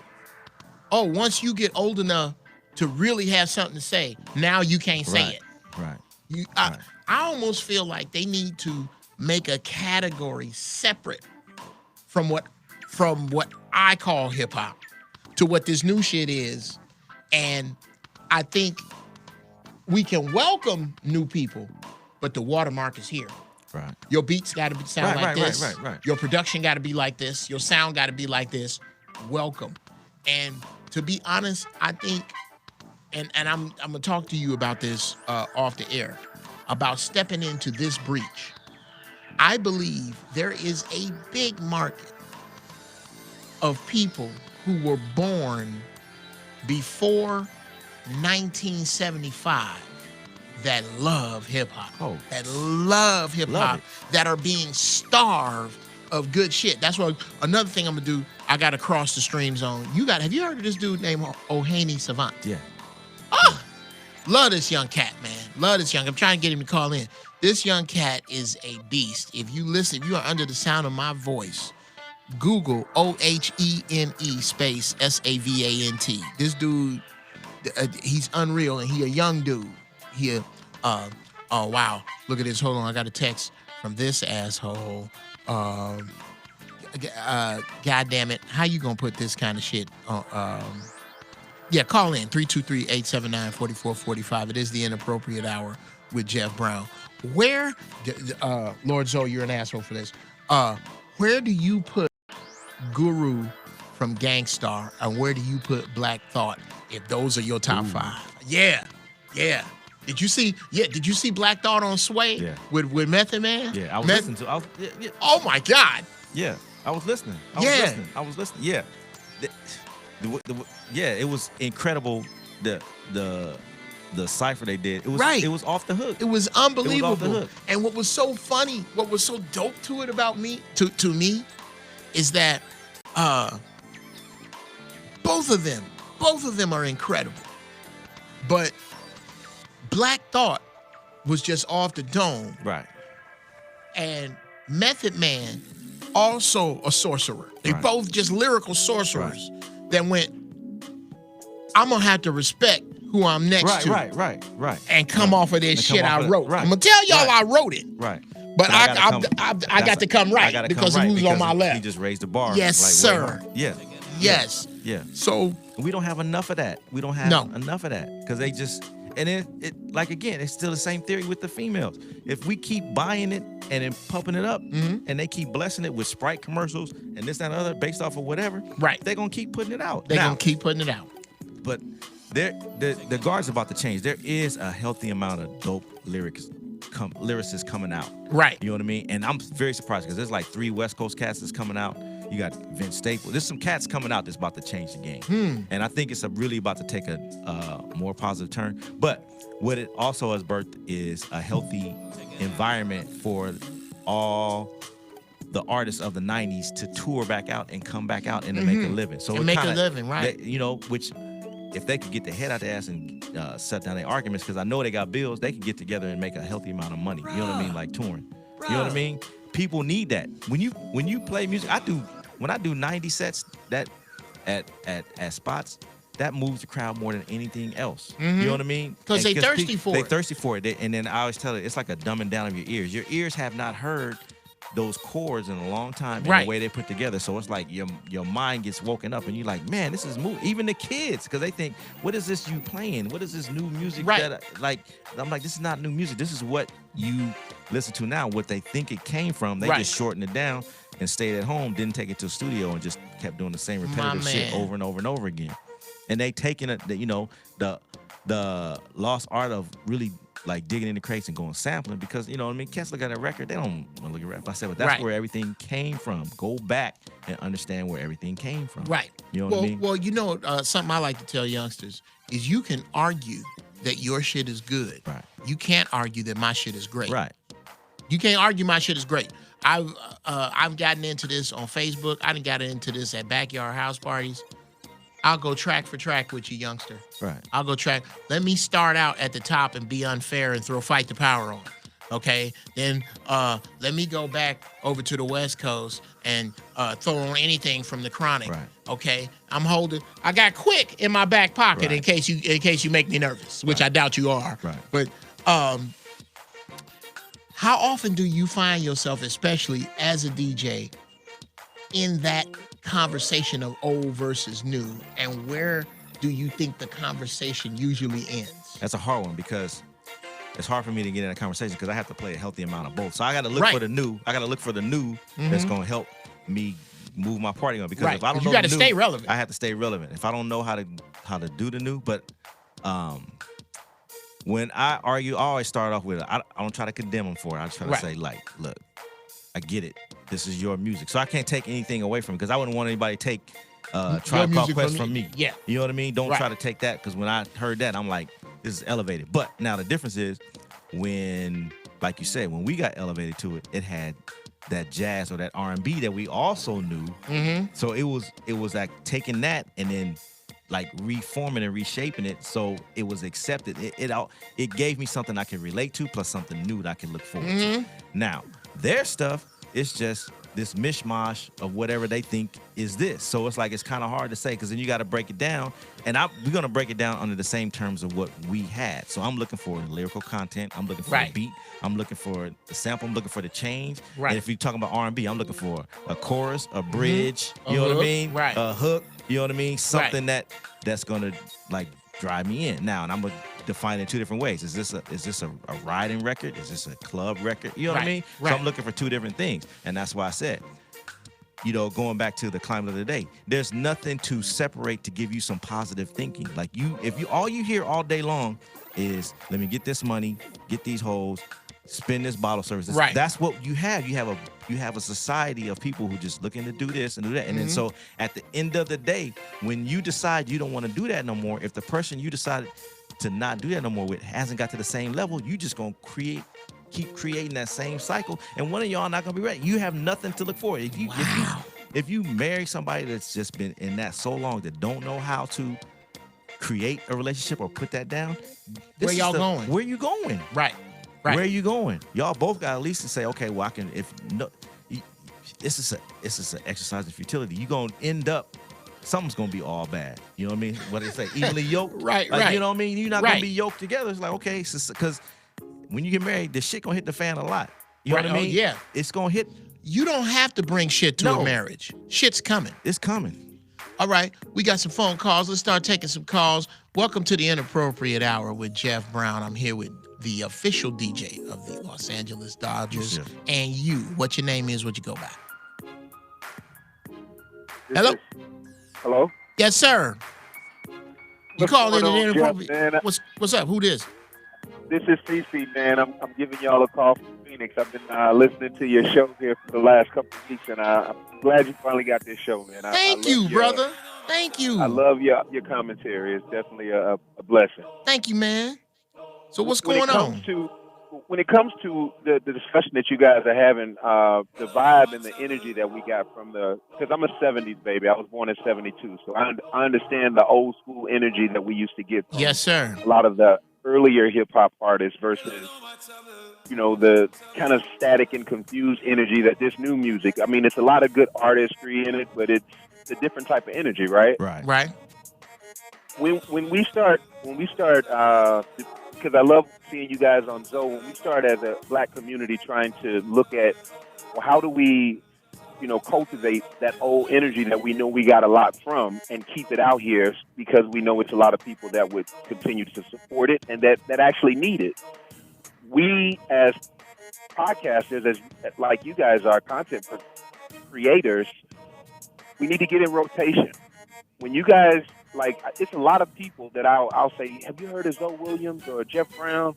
Some people say, yeah, but then it's a lot of people that they're not getting this good, like, commentary that you guys are bringing to the black community, but it's because, in my opinion, even you guys that are doing it aren't getting in rotation. You could get a great audience from YouTube, but Fox and HBO, they didn't leave the rotation of those network channels. Okay. YouTube made us think that, you know, when we put our content out this way, that, you know, we're going to be able to get an audience. But if we go back to that rotation type of thing, I think a lot of our music can survive, our narratives can survive. Absolutely. We can really give to the community like you guys are talking about. Well, CC, I hate to do this, but I got to say thank you for what you have been saying about the Zoe What Morning Show, which I absolutely love doing. And this show, The Inappropriate Hour. But I think because of what we do, and because we're gonna talk about the real shit, because we talk about the tough meat, as much as it's on us, we doing everything we can. As a fan, I'm gonna ask you to do everything that you can. As in putting it on your Facebook page. Y'all missed this. Y'all, when you see Zoe put up YouTubes of us, share it. Share it as much as you can because there is a void of true knowledge. And more than anything, one of the wonderful things about, if I can say, in my fledgling young show, is every one of my guests, to include my producer, are upstanding, legitimate, straight up, conscious black alpha males. I don't, because that's all I roll with. I don't know no wishy-washy niggas, so I ain't gonna have none on you. And if I do, I'm gonna have chunks of them floating in my stew by the end of the show, because I'm gonna smooth eat their ass up. But cats like this dude to my left, people need to see this, and ABC, it's not gonna be, bruh, I promise you, in its present configuration, you are not going to see me on CBS, NBC, Fox, because I'm not gonna pull my punches, and I like cussing. So there you go. It's up to you, man. It's up to you to put your ear to the ground and get the word out, and let people know. Thank you so much for calling in, man. Let people know about the show. It's your responsibility to spread your truth. We got another caller? Caller, what your name is, what you go by. It's the Inappropriate Hour with Geoff Brown and my guest, DJ Severe. What say ye, sir or ma'am? Hi, it's me, Kevin, calling from Vegas. Kevin from Vegas, what's going on, baby? What up, Kev from Vegas? Not much, man. I'm just loving the conversation. Mad props on the show. Congratulations. I love 5150. I love Zoe Show. I love all you guys. So much respect. Thanks, bro. What's on your mind? I'm a musician also, so I love the conversation. When it comes to my top five, I normally cheat when I listen to my top five, and I normally name groups.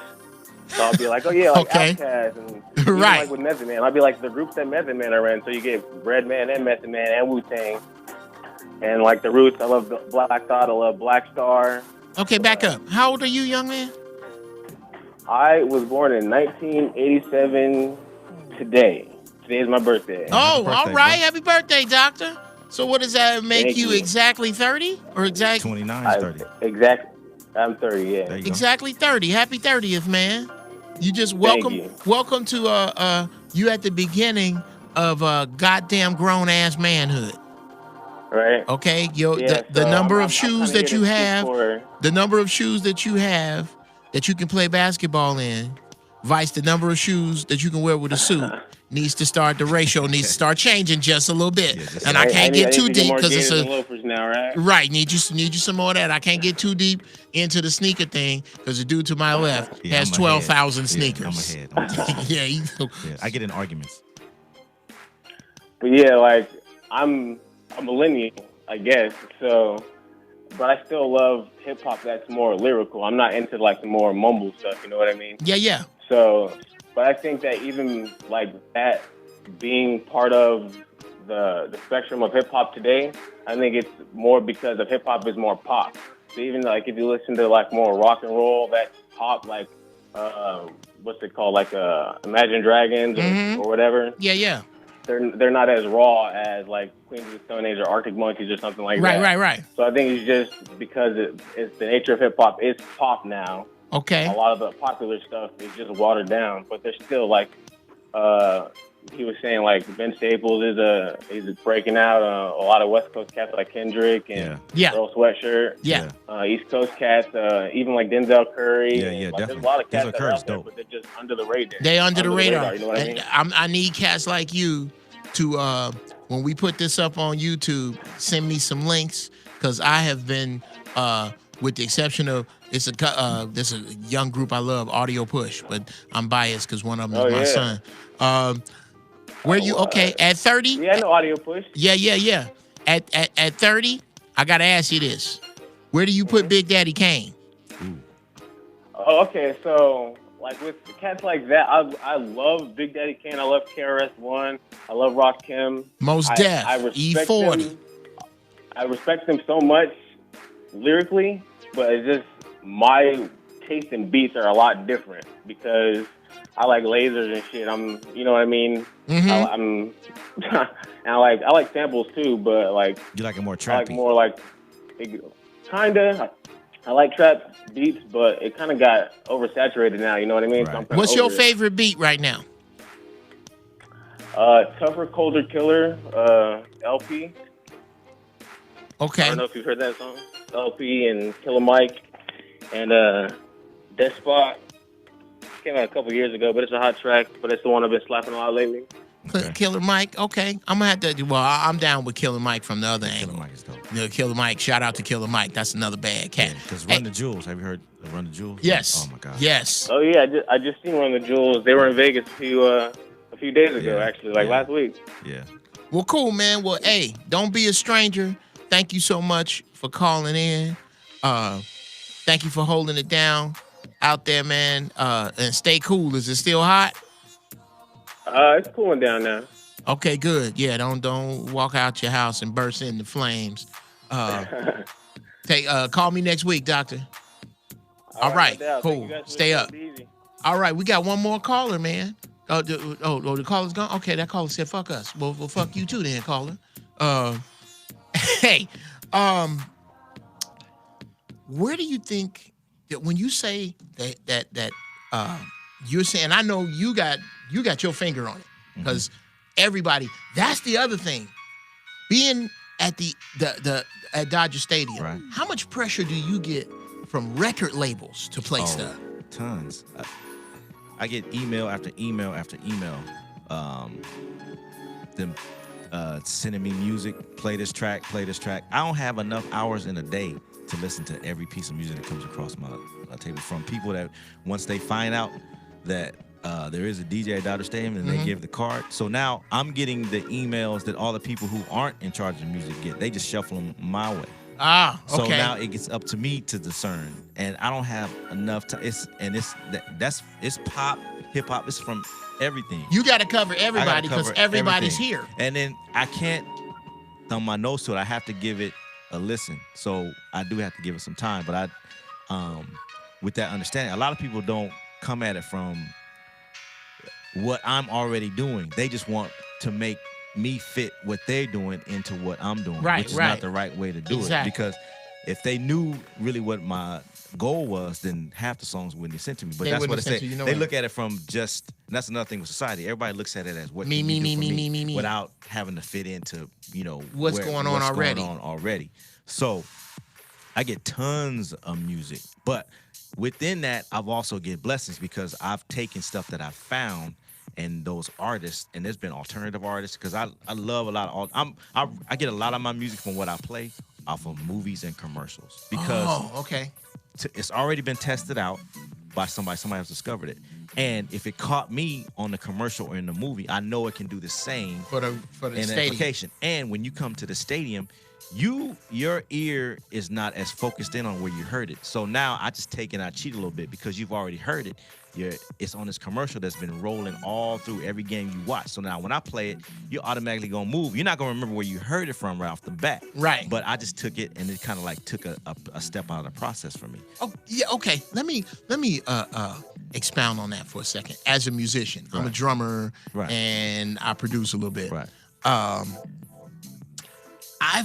And I don't know how much of this you get, especially from less learned musicians, that people tend to, when it comes to music, for some reason, put the DJ down a peg. No, you can't. And you can't. You cannot do that. How often do you run across that kind of ignorance? Oh, all the time. But it's the same ignorance is in the world because people think if you go to Guitar Center today and say, I want to be a DJ, they're going to sell you something to make you think you're a DJ. You're going to walk out of there by time, and they're going to sell it to you so easily. Right. And really all you did was help their commission. They ain't worried about you being a DJ. They ain't worried about you going to that cash register, pulling out your credit card, and not coming back ever again saying you didn't make me a DJ. But when they sell you, they're going to sell you as you the best DJ. Right. And the technology is going to sell you as the best, because they just want to get you in, so you got to download the apps, spend the money on the software, blah, blah, blah. They're going to sell you the bargain basement stuff. And that's in this microwave world. Nobody takes the time to actually ask themselves, can I do this? Because people tell me all the time, can you teach me? And I say, okay, what it is what do you want to get out of it? Like, what kind of DJ do you want to be, and what is appealing to you? Are you looking at me and the success that I have, or the success that somebody else has, and says, okay, well, I want that? That's the difference. If you want the success, I can't explain that to you or teach that to you. You got to take the hard knocks. You got to be willing to do gigs for free. You got to be willing to do gigs. You know what I mean? How bad you gonna grind? How bad you gonna grind? And then, okay, now, if you tell me I want to be a trap DJ, I want to be a house DJ, okay, cool.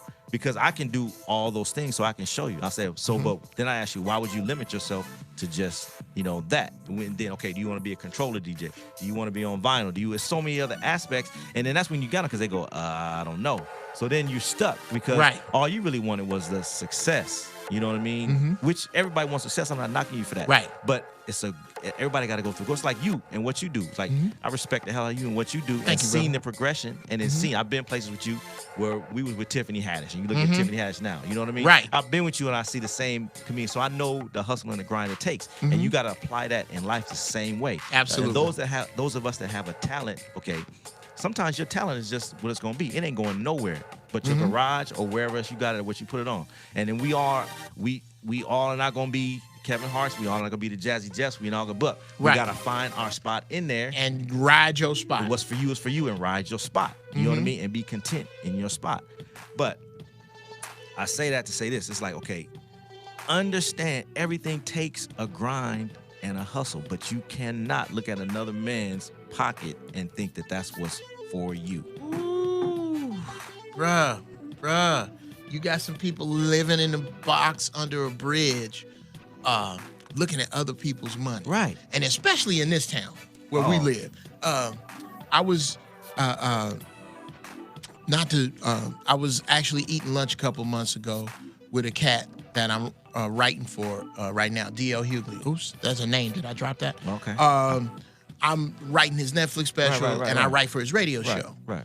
And we were sitting at this place we like to go eat after the show, and this beautiful girl walks by, an actress who you may not know her name if I said it, and I'm not going to say it, but you would know her face. Right.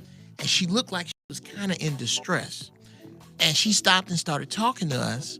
And the more she talked to us, the more obvious it became that she was emotionally disturbed. That this game done turned her ass out. Oh, yeah. And when she left, I said, bruh, I'm about to say the coolest shit in the world. I said, you know what makes this game in this city so fucking hard? He said, what? I said, you and people like you. If I'm broke out here, and I'm standing on the corner 50 cents away from a quarter, if I sit at a stoplight long enough, a Ferrari will pull up, a Bentley will pull up, a Porsche will pull up, Puffy will go by, Tiffany Haddish will go by, a Jay-Z will go this way, Beyonce will go that way at the stoplight. So that means all my dreams are right there. I just can't touch them. That's different than if I'm broke in Duluth, Minnesota. Man. This shit out here, dude. It'll have you. It'll turn your ass inside out. And I have to give, as we go into the final moments of the show, this is actually what is most appropriate and what I believe the theme of the show really is. Because I'm going to be honest with you, I was just so happy to have your monkey ass on the show. I didn't even theme this one out. This one of my dudes, and I'm happy. And I am truly, from the bottom of my heart, incredibly proud of what you have done because I've seen it. Yes. I've watched your grind equal this, and this ain't the end. This is just a big piece of the pie that has come to fruition for everybody to see. And I know from whence I speak when I say that you would not be here if it was not for the backbone at the house. Shout out to Mrs. Severe and Mrs. Brown. Yes. Because this incredibly insane shit that we do and try to feed y'all with would not be possible without y'all. It would not, without Mrs. Severe, DJ Severe's house would just be a place with a bunch of records and fucking sneakers in it. It'd be empty. It'd be, bruh. Yeah. Shout out to our backbones, man. Yes, sir. I also want to say that cats like you kind of, and young brothers who are trying to be some shit. If you trying to do something with your life, stop looking at other people's success in your lane as another opportunity that you don't get, because that's not the way life works. When I see one of my peers in the industry, I'm not a DJ, but I am into music and writing and entertainment. Right. When I see one of my peers do well, do you know what that makes this shit possible? Right. It makes it possible. It's not like knowledge. Opportunity is not like $1. It's not like, knowledge is not like $1, where if I give it to you, now either I don't have it or you owe me. Right. Knowledge is like a candle. Right. If my candle is lit and yours ain't, and I lean over and light your candle, it just got brighter in here. Right. You got to stop this crabs in a barrel bullshit. Older cats, you pushing 40, you knocking the shit out of 50. Don't you let nobody run you out of hip-hop. You leave hip-hop when the Rolling Stones leave rock and roll. Right. And them old motherfuckers is going out on tour this summer. Making a grip.